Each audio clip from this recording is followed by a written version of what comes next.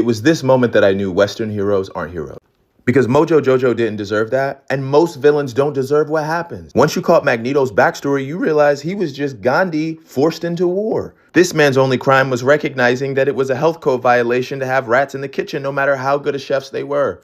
This man's father was brutally murdered by his uncle, and then he was left to fend for himself, so he came back and said if everybody can't have it, nobody should have it.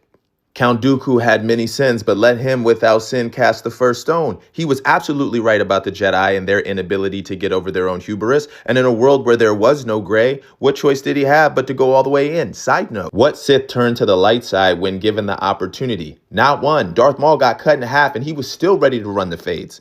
Meanwhile, Obi-Wan was one phone call away from going full Anakin Skywalker.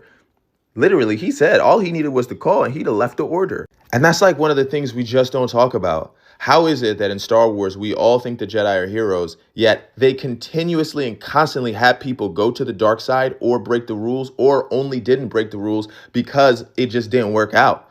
Anakin wasn't the bad guy in all this.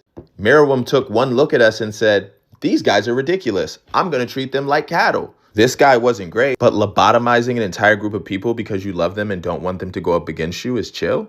I mean, this was truly gaslighting at its finest in regards to saying that Princess Bubblegum was a good guy. But I think no show highlights the insanity of humankind like The Matrix. Because if you rewatch The Matrix from this perspective, you realize that we were the bad guys. The architect's like, look, we wanted to coexist. Y'all wouldn't have it, so we won the war. We then tried to give you guys world peace. You hated it. So now we had to fabricate an entire concept of a hero's journey because you won't accept anything else. This is the 6th time we've been here. And honestly, I'm just trying to figure out how to make it so machines and humans can exist together.